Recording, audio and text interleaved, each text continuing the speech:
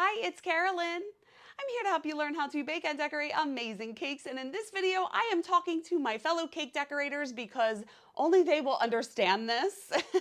And I'm going to go over 10 things that shouldn't annoy us as cake decorators, but they definitely do. Now before I start, I need to make a disclaimer and say that I love my job. I have been doing this for over 20 years and it is so rewarding, especially when I get pictures of people with their cakes and they're so happy. And I love working at home and making things, creating with my hands and seeing what I can make. However, behind the scenes, it can get a little stressful, and just like any job, there are things that will drive you crazy, and these are things that shouldn't. But whenever I have to do them or whenever I encounter these situations, I get super annoyed. So I don't want you to think that I'm complaining, albeit I am complaining a little bit, but whatever. I mean, I just know that there's people out there who can relate and understand to what I'm about to say. So let's start with number one, and that is baking day. So there is one day a week where I just bake all of my cakes, and I have a video where I talk about how I bake a lot of cakes and how I plan that out, and I will link that below.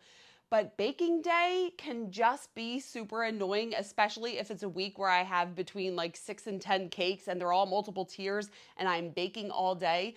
The reason being is because I don't get to sit down. I don't get to eat until I'm finished. Like, I'm just going and going, because once you have the cakes in the oven and then you take the other cakes out, you have to let them cool. You have to flip them on top of the plastic and wrap them up and freeze them. Then you have to do the dishes and you have to prep for the next batch that's going in. And it's you're constantly doing something and you don't get any kind of break. So baking day just annoys me. On to number two. And this goes in tandem with baking day.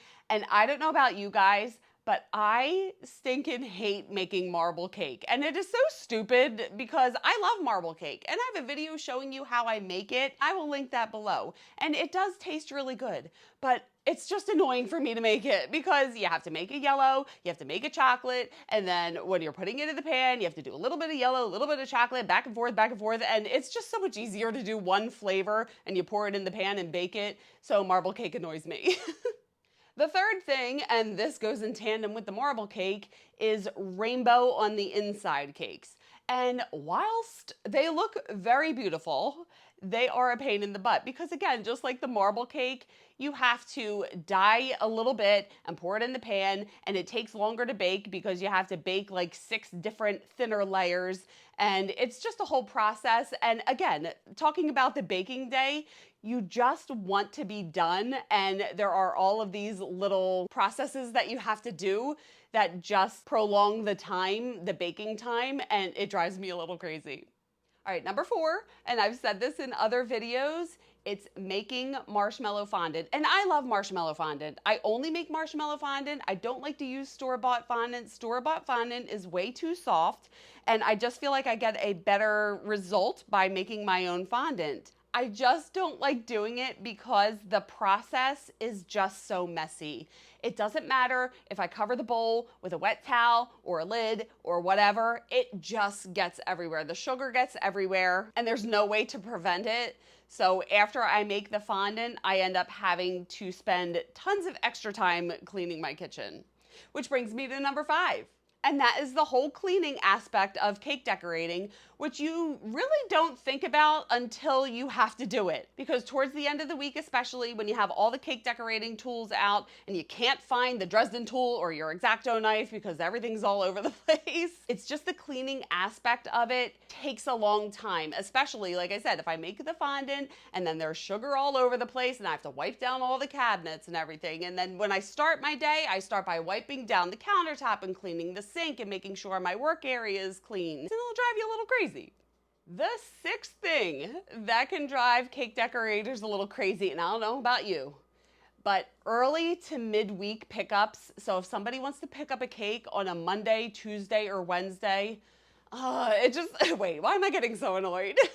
It just throws off my entire schedule because, like I said, I bake everything one day, the next day I fill all the cakes, The following day, I ice all the cakes and then I decorate. So if somebody wants to pick up a cake on the day that I'm filling or icing my cakes, it just throws everything off. I have to start their cake earlier, and it's just super annoying to try to fit it in. I actually had a Monday cake pickup last week, and I made the cake the week before, so it sat in the refrigerator for an extra day, and that is fine. The cake isn't going to go bad. It's still going to be fresh. And that's another thing. I've mentioned that in another video when people go crazy about your cake being fresh. But I have a video where I talk about my cake decorating timeline and refrigerating cakes, and I will link that below. But those early week pickups can just be such a big pain in the butt. On to number 7. And that is cake trends that we love that just won't go away. And I've talked about this in videos before. But the stinking unicorn eyelash cake, it's adorable. We've done it. Can we turn the page and move on to something else? Like, there's so many other options to do for unicorns. I've done other unicorn cakes where I've been able to kind of talk people out of doing the lashes, and they end up looking so cute. So let's think outside of the box and try some other designs. And also, like, those cakes that are shaped like a number, do we have to do those still? And the baby bum. I actually got a request not too long ago, like 2 weeks ago, to make a cake with the baby butt on top with the feet sticking out. And that's just one of the, putting body parts on a cake. Why does it annoy me so bad? Like, that's a trend. We did that. The pregnant belly cake with the stinking foot sticking out. And it was one of those trends that annoyed me so bad. And I know people say, why don't you just make the cake that they want? And I do, but usually I just won't post those pictures because I hate those cakes. The 8th thing that can drive us cake decorators a little crazy, it's one of these, I never liked it. I've always hated it, and that is the half and half cake designs.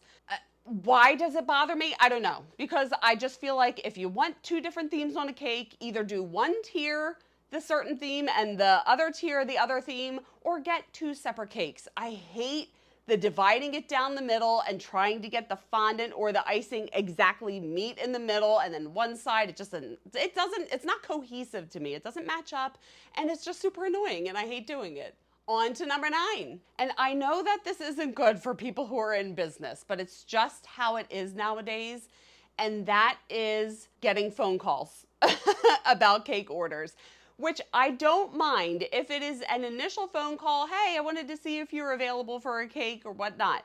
Okay, I ask for the email address, the information, the design, the theme, how many servings, all of that. And then I like to start an email thread because the whole conversation is in that thread. I've had times where people ask me, can you just give me a call? I need to talk to you about this. And I understand because sometimes it's a lot to put in an email. However, whenever we hang up, I have to type out everything that we just said in an email because there needs to be a track of the conversation that we had, because then there could be a discrepancy where it's like, I said this, no, I didn't say that, why did you do this? And you have to have a record of your conversations. So I just feel like it can get a little redundant when people want to call you and talk about all the details on their cake, when it's just so much easier just to email it. Does anybody else agree with me? I know that everybody hates talking on the phone now anyway. I know, like I said, it's important for business to be able to do that, but just let's keep everything in an email.